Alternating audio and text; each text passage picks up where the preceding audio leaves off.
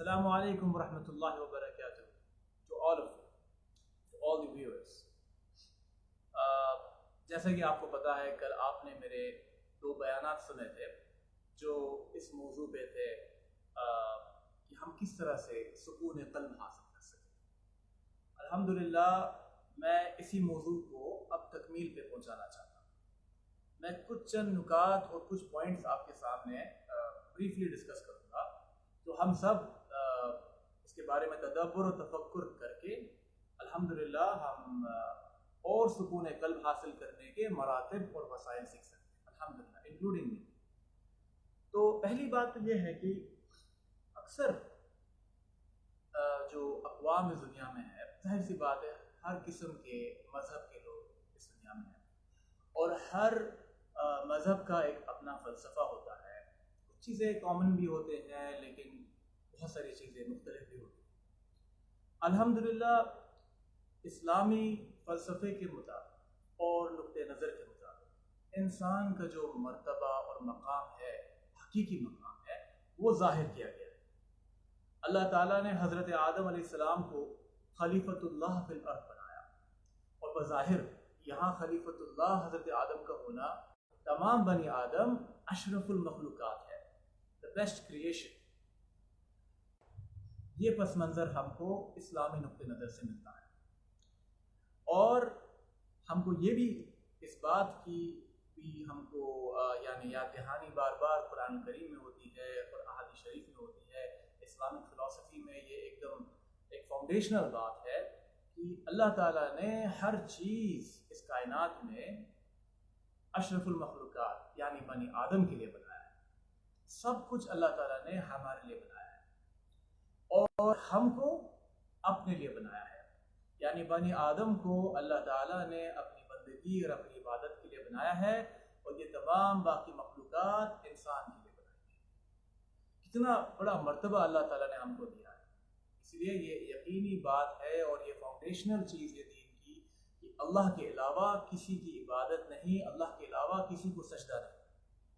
توحید جو ہے وہ دین کا ستون ہے، دین کی فاؤنڈیشن ہے، اصل الدین ہے.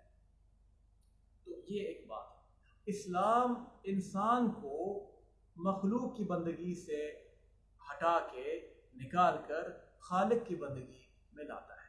یعنی اسلام انسان کو سلیوری آف مین کائنڈ سے ہٹا کے صرف اللہ کی بندگی کے لیے لاتا ہے. انسان کو اللہ تعالیٰ فریڈم سکھاتا ہے، freedom from slavery, freedom from being enslaved to other creation. Man's servitude is only to his creator, Allah subhanahu wa ta'ala. یہ نقطہ نظر انسان کو ایک اس کا جو اصلی مرتبہ جب اس کو پتہ چلتا ہے تو اس کے اندر اپنے آپ ہی پازیٹیوٹی آتی ہے. اس کے اندر اپنے آپ ہی یہ احساس ہوتا ہے یا اللہ آپ کا شکر، آپ نے ہم کو اتنا یعنی یہ مقام دیا، اس دارالامتحان میں لایا، عدم سے یعنی نان ایگزسٹنس سے ایگزسٹنس میں لایا، اپنی بندگی کے لیے بھیجا، جو خود میں ایک بہت بڑا مقام ہے بنی آدم. اور اس کے بعد ہم سب کو معلوم ہونا چاہیے، یعنی ایک دوسری بات میں آپ کے سامنے عرض کرنا چاہتا ہوں کہ کل کائنات میں جو بھی مخلوق ہے یعنی جو بھی بنی آدم ہے، ہم سب ایک ہی pair of male and female یعنی حضرت آدم اور حضرت حوا کے ذریعے آئے ہیں. یعنی فرام حضرت آدم اور حضرت حوا کے ذریعے پورا یہ سلسلہ سویلائزیشن اور بنی آدم کا چلا ہے. اور یعنی جیسے حدیث شریف میں بھی جس کی اور اشارہ ملتا ہے کہ ہم سب آدم کی اولاد ہیں اور آدم کو اللہ تعالیٰ نے مٹی سے بنایا. یعنی ہر انسان کی جو ایک سورس آف کریشن ہے وہ کامن ہے. ہم سب کا سورس آف کریشن کامن ہے. ظاہر سی بات ہے ہماری پریشانیاں بھی کامن ہوگی اور جو پرنسپلز ان پریشانیوں کو ایڈریس کرنے کے لیے ہے وہ بھی کامن ہوگی کیونکہ ہمارا سورس جو ہے وہ کامن ہے. تو یہ بھی ایک نقطہ نظر ذہن میں رکھنی چاہیے. اور اسلامی تصور انسان کو یہ بھی سکھاتا ہے اور جو حقیقی بات ہے کہ جو بھی کچھ ہمارے پاس ہے کائنات میں یہ سب اللہ کا دیا ہوا ہے. حقیقت میں ہمارا کچھ نہیں ہے. حقیقت میں ہم ایک طرح سے متولی کہو یا یہ دنیا جو ہے it's like a trust given to us. حقیقی اونر جو ہے وہ صرف اللہ ہے. اس لیے ہم بولتے ہیں واللہ خیر الوارثین، هو الاول والآخر، اللہ اول ہے، اللہ آخر ہے، اور اللہ ہی حقیقی وارث ہے. یعنی وَيَبْقَى وَجْهُ رَبِّكَ ذُو الْجَلَالِ وَالْإِكْرَامِ، سب کچھ ختم ہو جائے گا سوائے اللہ کے. ایک وقت تھا کچھ نہ تھا، صرف اللہ تھا، اور اللہ نے اپنے امر کن فیکون سے پورے کائنات کو خلق کیا، اور ایک وقت آئے گا کچھ نہیں ہوگا سوائے اللہ کے. تو جو بھی کچھ ہے آپ اس طرح سے بھی کنسیڈر کر سکتے ہو، ہماری زندگی، یہ زندگی کے جو معاشی جو وسائل ہے، زندگی میں جو بھی کچھ ہے، جو بھی اس دنیا میں آپ دیکھ رہے ہو، یہ سب ایک طرح سے ایک لون ہے، ایک لون ہے اللہ کی طرف سے. اور جب وہ چاہے وہ یہ لون ہم سے لے لے گا، کیونکہ حقیقی مالک ہم نہیں ہیں، ہم کو دیا گیا ہے. حقیقی مالک صرف اللہ ہے ہر چیز کا.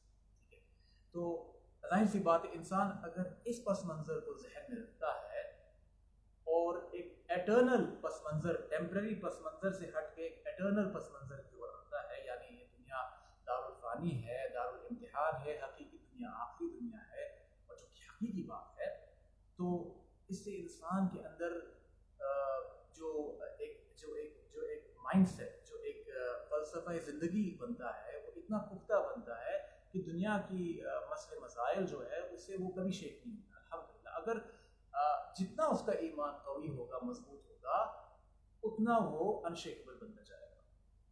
ٹھیک ہے، تو یہ بات میں آپ کے سامنے عرض کرنا چاہ رہا تھا.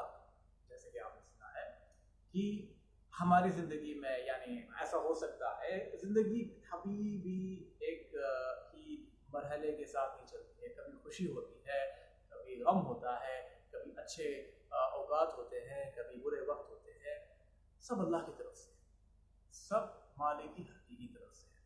اور اگر کبھی انسان کا کوئی معاشی لاس ہو یا کچھ ہو، جب وہ یہ تصور رکھتا ہے حقیقی میں یہ میرا تھا ہی نہیں، یہ اللہ کا دیا ہوا تھا، وہ جب چاہے.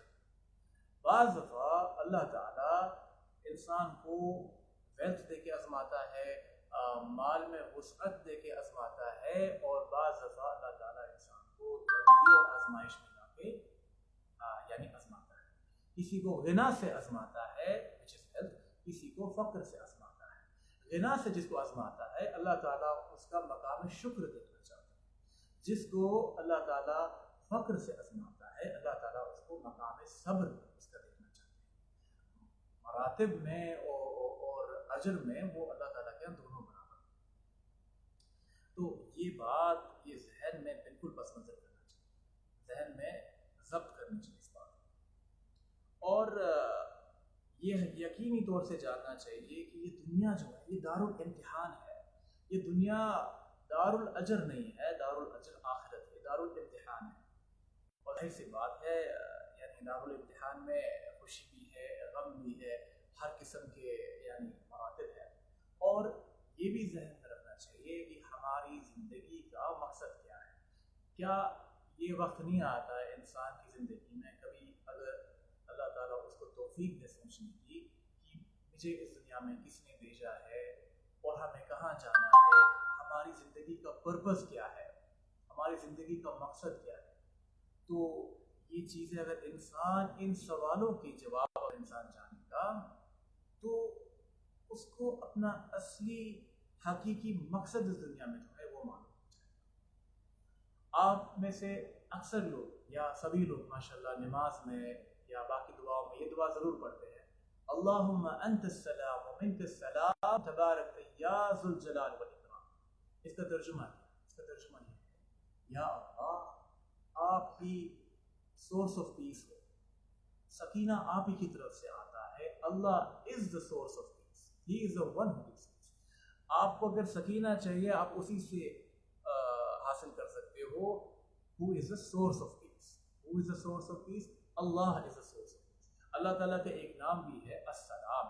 ٹھیک ہے، تو ظاہر سی بات ہے اللہ تعالیٰ سورس آف پیس ہے. سکینہ بھی اللہ تعالیٰ دیتا ہے. قرآن کریم میں کئی آیت میں اللہ تعالیٰ یہ ذکر کرتے ہیں کہ اللہ تعالیٰ نے مومنین کے قلوب میں سکینہ نازل فرمائی. سکینہ صرف اللہ دے سکتا ہے، اس لیے آپ سکینہ مانگو اس سے. وہ سلام وہ اللہ سے. تو تو یہ کچھ چند باتیں میں آپ کے ذہن میں کرنا چاہتا ہوں. انشاءاللہ میں ابھی آپ کو اس میں ایک کمنٹ سیکشن میں کچھ کتابوں کے نام دوں گا جو discipline of civil, Islamic psychology سے ریلیٹڈ کتابیں ہیں، جس کو جو انشاءاللہ ان میں سے کچھ چھوٹی بھی ہے، کچھ ضخیم بھی ہے. آپ کی طبیعت جس قدر مائل ہو اسی کتاب کو آپ پڑھیں، انشاءاللہ بہت بینیفیشل ہوں گے. میں خود ان کو پڑھتا ہوں اور ابھی بھی پڑھ رہا ہوں، ابھی بھی بہت سیکھنا ہے. آپ بھی اس کو پڑھیں اور سیکھیں. اللہ تعالیٰ ہم دونوں کو اس کو سیکھنے اور پڑھنے کی توفیق عطا فرمائے. تو یہ بات میں آپ کے سامنے ذہن نشین کرنا چاہتا ہوں. اگر آپ کے پاس کاغذ قلم بھی ہے جو دیکھ رہے ہیں وہ کتابوں کو لکھ سکتے ہیں. ان میں سے ایک بڑی اہم ترین کتاب ہے جس کے بارے میں آپ نے شاید نہیں سنا ہوگا. یہ ایک اسکالر ہے، 9th سینچری میں رہتے تھے. ان کا نام ہے ابو زید البلخی، بلخ کے رہنے والے تھے. ان کی کتاب ہے اسلامک سائیکالوجی. وہ حال ہی میں کچھ سال پہلے ہاگیا صوفیہ جو ہے، ہایا صوفیہ جو ترکی میں جو سلطان فاتح کی مسجد کہلاتی ہے، وہاں پر یعنی لوگوں کو ملی اس کا manuscript. And it dates back to 9th century. ماشاء اللہ اس میں ایسی ایسی باتیں ہیں آپ بولیں گے گویا کہ ابھی کسی آج کے وقت میں کس نے لکھا ہے. دس از ہاؤ رچ ماشاء اللہ اسلامک سائنسز آر. اور دوسری کتاب ہے احیاء علوم، revival of Islamic sciences by امام الغزالی. Must buy or must have. And last book I will again refer from the same author, کیمیا سعادت، جس کا ترجمہ ہے Alchemy of Happiness by امام الغزالی. تو ابھی کے لیے اتنا ہی میں آپ کو کہنا چاہتا ہوں. انشاءاللہ نیکسٹ ویڈیو میں ہم اور ٹاپکس پر بھی گفتگو کریں گے. اور اپنا خیال رکھیے اور ویئرس. والسلام علیکم.